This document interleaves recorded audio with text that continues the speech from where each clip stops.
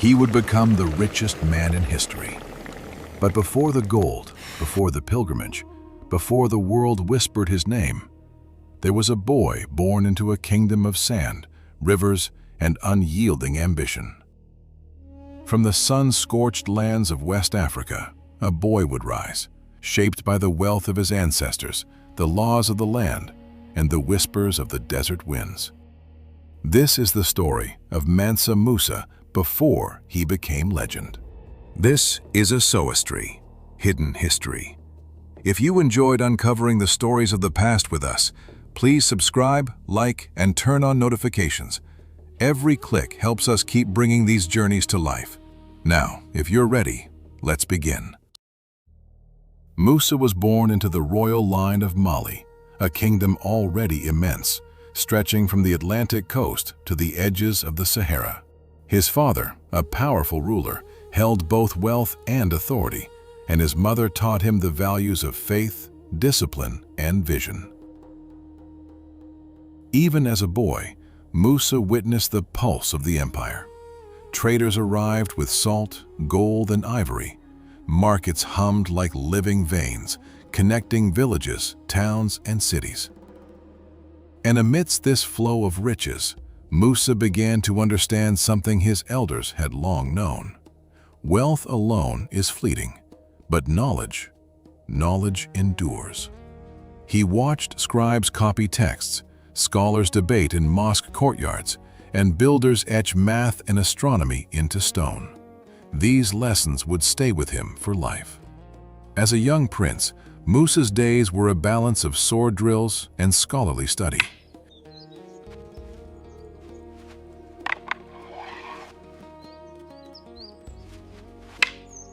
Tutors taught him the Quran, law, and ethics, while court advisors trained him in governance, diplomacy, and military strategy.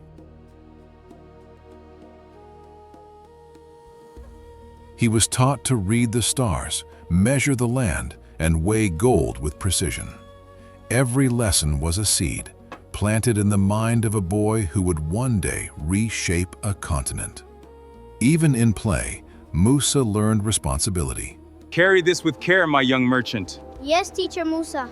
And you, my brave guard, watch for bandits. Keep the salt safe.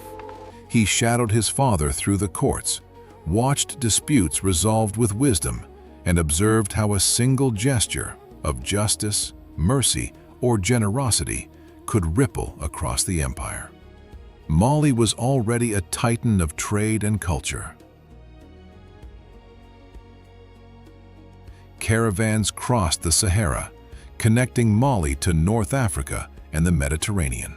Salt from the north, gold from the south, and ideas from across the Islamic world all flowed through its cities.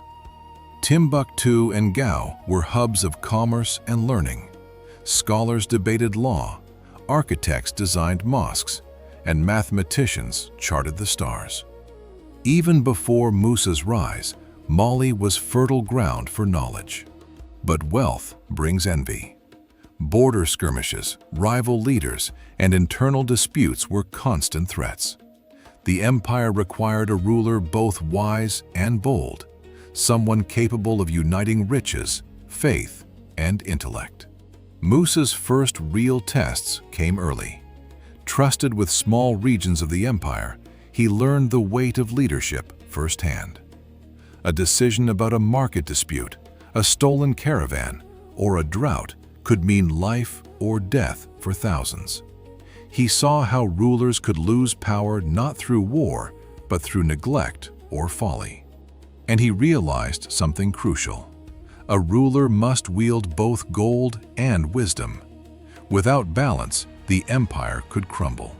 Even as a young man, Musa earned a reputation for fairness, intelligence, and foresight. His counselors began to trust his judgment, and the people quietly respected his decisions. Before the legendary journey to Mecca, Musa's mind was already turning toward a vision larger than himself. He studied maps, spoke with scholars, and observed foreign markets. He began to dream of a Mali where learning and faith walked beside wealth, where mosques were not only places of worship, but centers of mathematics, astronomy, and philosophy, where the empire's influence stretched not just across deserts, but into hearts and minds. It was here, in these quiet years, that the foundations of Timbuktu's golden age were laid, not in gold alone, but in knowledge, discipline, and ambition. And so, the stage was set. Musa was no longer just a boy. He was a leader in waiting, carrying both the promise of Mali and the seeds of its transformation. When he finally crossed the Sahara with his legendary caravan, he carried more than gold. He carried a vision born in the desert winds, shaped by the rivers, and nurtured by knowledge itself. From this point, the journey you know begins.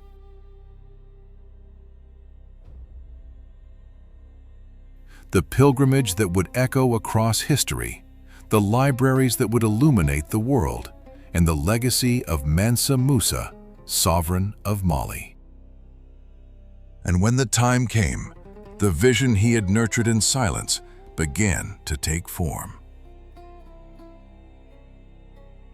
In the year 1324, Mansa Musa made a decision that would send tremors across continents. He would undertake the Hajj, the sacred pilgrimage to Mecca, not as a private act of devotion, but as a declaration of Mali's place in the world.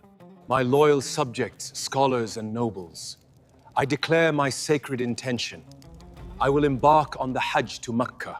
Preparations began months in advance. This would not be a modest royal journey. It would be a moving empire.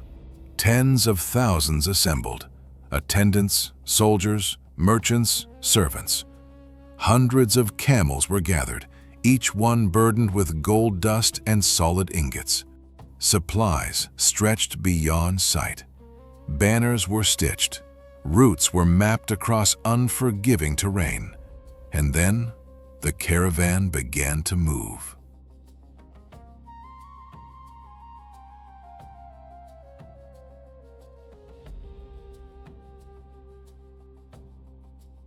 Across the Sahara they traveled, a living current flowing through an ocean of sand.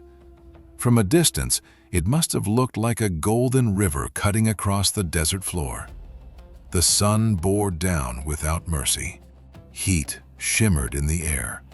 Dunes rose and collapsed like waves frozen in time. For months, the caravan pressed forward, step after deliberate step. But this was no display of recklessness. It was discipline, order, purpose. Under the vast silence of the desert sky, Musa rode at the center, not merely as a king of wealth, but as a servant answering a sacred call. Because the Hajj is more than a journey. It is obedience to a command that reaches back to Prophet Ibrahim, peace be upon him. A call preserved in Surah al-Hajj. وَأَذِنْ فِي النَّاسِ الْحَاجِ يَأْتُوكَ رِجَالًا وَعَلَى كُلِّ ضَامِرٍ يَأْتِينَ مِنْ كُلِّ فَجٍّ عَمِيقٍ. From distant passes they came, and when Musa entered Cairo, the world changed. The capital of Egypt had seen power before. It had witnessed dynasties rise and fall. But it had never seen wealth flow like this. Gold was given freely, to the poor, to officials, to merchants. Gifts filled streets, markets overflowed. So much gold entered circulation that its value collapsed, rippling across Mediterranean economies for years. Chroniclers struggled to comprehend it. Some believed it exaggeration. Others recorded it with disbelief, but none denied it. Mansa Musa had arrived.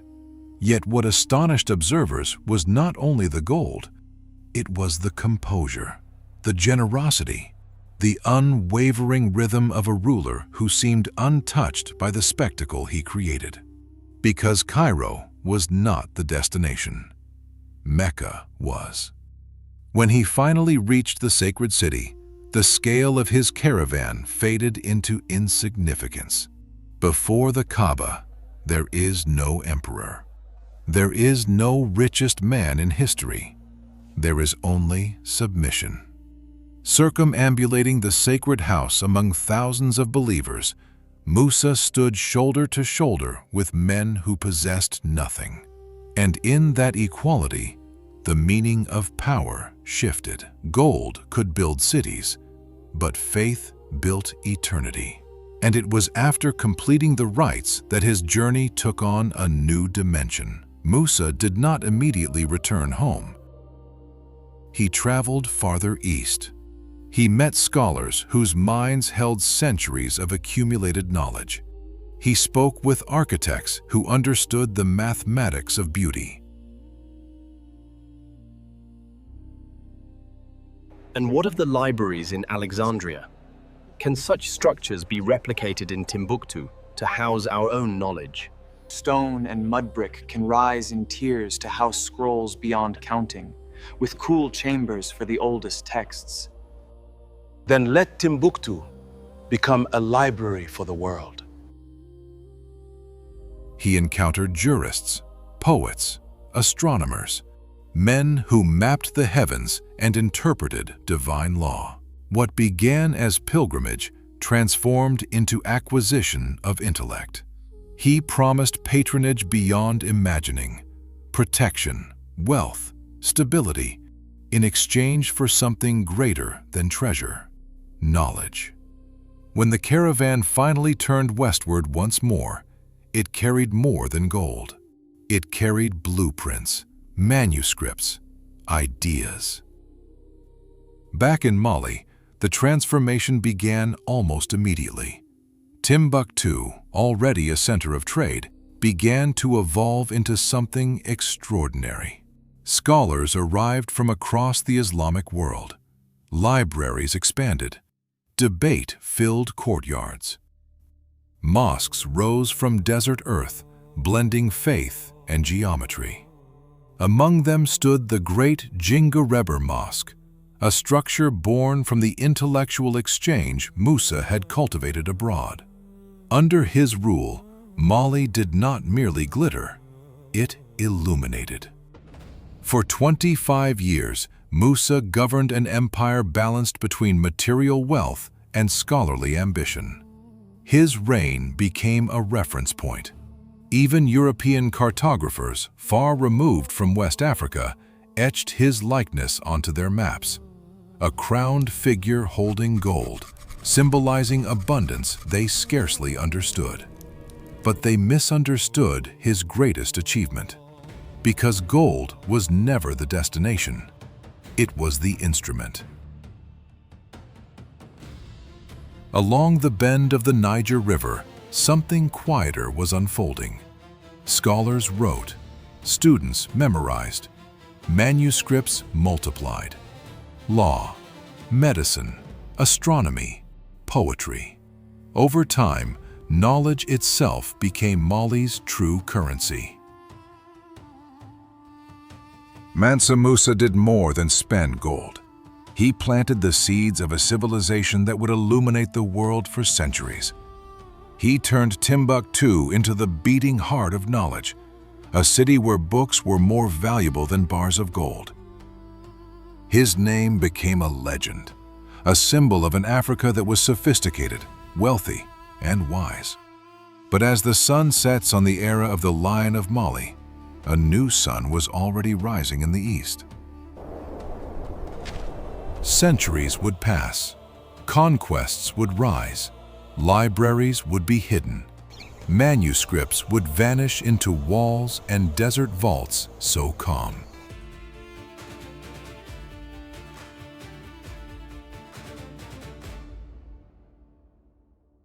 In the next chapter of our journey into the hidden history of the great empires, we meet a ruler of a different kind, a woman who traded the silk of the scholar for the steel of the warrior.